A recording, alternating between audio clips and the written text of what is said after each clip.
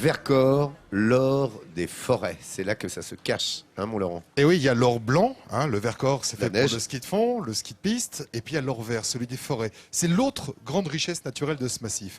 Alors on trouve ici des forêts extrêmement bien entretenues, avec une grande diversité d'essences, plutôt des résineuses sur les versants nord, plutôt des feuillus sur les versants sud, notamment du côté de la Drôme. Et l'entretien a fait que cette forêt est considérée comme l'une des plus belles de France, en tout cas en montagne. Et certains villages continuent à vivre en grande partie grâce à cette ressource naturelle, comme par exemple du côté d'Autran. C'est pas très loin de Villard-de-Lans, c'est juste derrière, regardez.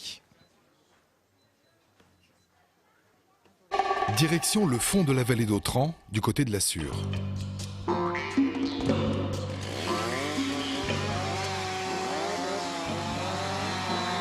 Benoît et Cédric sont deux bûcherons originaires du pays. Ils doivent à tout prix terminer la coupe avant qu'il n'y ait trop de neige. Leur métier est lui aussi soumis au rythme des saisons. Et c'est quoi le plaisir de ce métier alors? Bon, on est en contact direct avec la nature, c'est tout le temps plaisant, quoi. C'est ton bureau là? Voilà, exactement, c'est notre vie, quoi. Ouais. T'es d'accord avec ça? Ouais. C'est une sorte de fusion un peu avec la nature. Et pourtant, alors c'est un peu paradoxal parce que vous abattez, vous tuez des arbres et pourtant vous aimez la forêt. C'est un paradoxe ou pas? Non, c'est comme un jardinier qui plante des poireaux et puis qui va les ramasser pour les manger. Des grands poireaux. C'est la même chose. Vous montrez comment vous faites hein? Pour, Non, pas pour mettre le casse, ça je sais, mais pour couper un arbre. Eh ben ouais, il n'y a pas de souci. Eh ben, je te regarde. Eh ben, allez. Je sais pas si vous avez vu le film Shining. Ouais.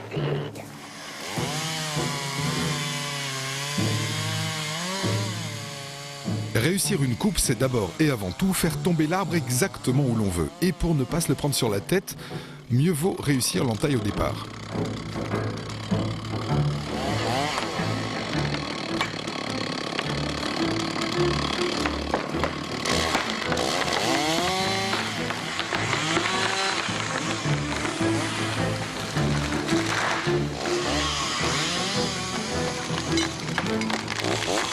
Voir ces arbres de 30 mètres s'écrouler en quelques secondes a quelque chose d'effrayant ou de fascinant.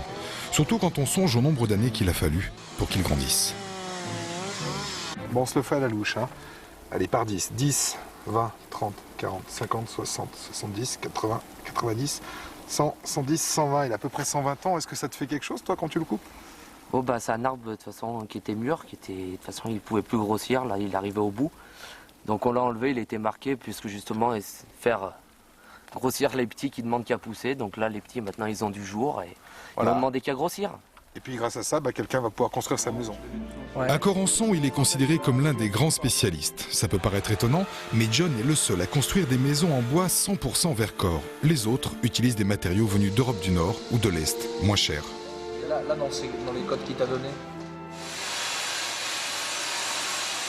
On vend des maisons en bois, donc nos clients, même si ce n'est pas des écolos purs et durs, ils ont forcément une sensibilité écologique et on a voulu leur proposer un plus. Et puis il y a une question aussi sentimentale. Mon grand-père était bûcheron, mon père est bûcheron, on est entouré de forêts, faire venir des camions complets d'Europe de l'Est, c'est pas dans notre philosophie. C'est absurde. À l'étage, John m'emmène voir un échantillon, une coupe de cloison qui permet de comprendre pourquoi les maisons à ossature bois sont si bien isolées. Ça, c'est de la ouate de cellulose, c'est ce qu'on met dans nos murs. C'est du papier recyclé qui est déchiqueté et qui est mélangé avec du sel de bord pour qu'il soit incombustible et que les insectes et champignons ne l'attaquent pas. Et à titre indicatif, en pierre, il faudrait 4,50 m de pierre pour avoir cette même résistance thermique. Vue sous cet angle, c'est la maison traditionnelle du Vercors avec ses pignons dits en saut de moineau qui a du souci à se faire. De vieilles bâtisses pleines de charme, mais qui au moins ont su efficacement traverser les siècles. Et oui, Bel ouvrage, alors, et c'est important parce que John vraiment fabrique des maisons 100% Vercors. Et sur le plateau, on voit de plus en plus de maisons en bois. Alors c'est vrai que c'est pas la maison traditionnelle qu'on vient de voir en pierre. En même temps, c'est plus facile à chauffer aussi parce qu'un mètre de pierre en hiver, c'est assez compliqué.